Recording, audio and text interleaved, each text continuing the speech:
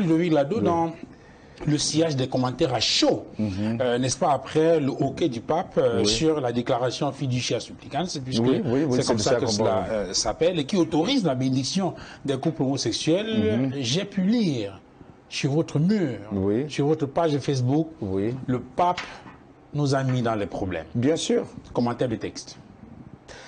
Ben, écoutez, vous ne pouvez pas imaginer le nombre de messages inbox que nous avons reçus comme prêtres pour nous demander, mais de quoi s'agit-il finalement? Est-ce que l'Église n'est pas en train de se perdre? C'est-à-dire que c'est comme un coup de massue. On s'y attendait pas du tout, en tout cas pas en Afrique, que l'idée même que l'on puisse bénir un couple de même sexe apparaissent dans un document officiel du Vatican ou de l'Église, ou du magistère de l'Église, comme on le...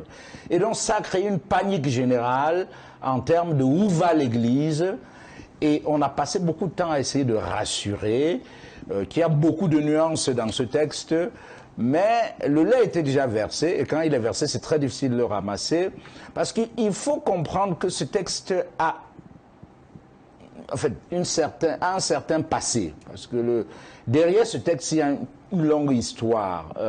Encore une fois, de volonté de certaines églises occidentales. Parce qu'il ne faut pas non plus penser que tous les catholiques occidentaux ou tous les évêques occidentaux sont d'accord avec ce texte. Pas du tout. Il y en a qui ont été même plus virulents que les évêques africains. Parce que, encore une fois, je crois que la question n'a pas été suffisamment discutée en Église comme structure universelle avant d'être actée ou tout au moins déclinée dans un texte officiel. Avant de revenir chez les nuances, quel est le process lorsqu'il faut prendre une décision comme celle-là? Parce que vous semblez indiquer, vous êtes en train d'indiquer que la question n'aurait pas été suffisamment discutée au sein de l'Église. Quel est le process lorsqu'on va arriver, n'est-ce pas, à un texte comme celui-là? Alors, si vous permettez, le process est succinctement décrit dans l'introduction de ce texte, que je vais rapidement, puisque c'est quelques lignes vous lire, avant qu'on ne le commente. Donc, il dit ceci: la présente déclaration prend en considération diverses questions qui ont été soumises à ce dicaster. Là, on parle dicaster pour la foi et pour la doctrine de la foi. Tant au cours des années passées que plus récemment. Pour sa rédaction, comme il est d'usage,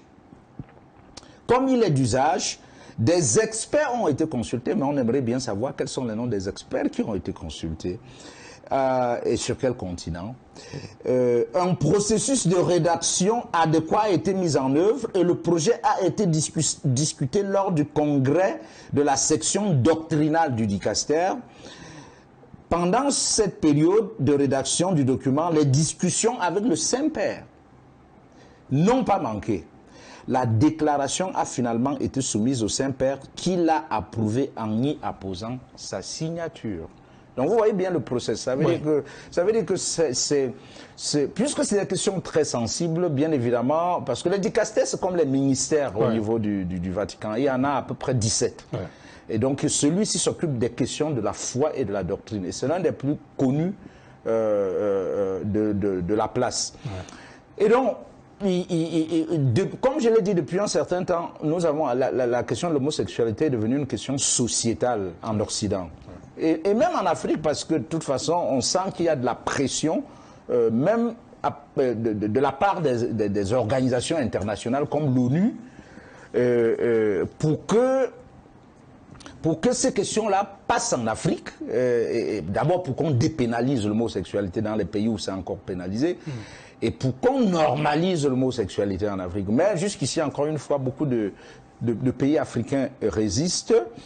Est-ce que vous avez le sentiment? Pour terminer, et donc, dans certains pays européens, dans certaines églises européennes, certains prêtres, même sans l'autorisation de Rome, commençaient déjà à bénir les couples homosexuels. Et ils en ont fait la demande officielle, surtout après le synode d'avant, le pré-synode allemand.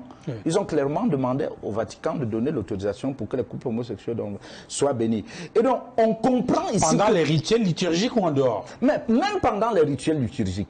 Et vous comprenez donc la réaction du Vatican qui veut sortir cette bénédiction du cadre liturgique vise en fait à limiter les dégâts qui sont déjà en train de se produire dans certains pays européens, notamment en Hollande, en Allemagne et dans d'autres contextes. Donc, au fond, le pape dans ce texte est plutôt minimaliste par rapport aux exigences de certaines églises occidentales ou de certains diocèses occidentaux.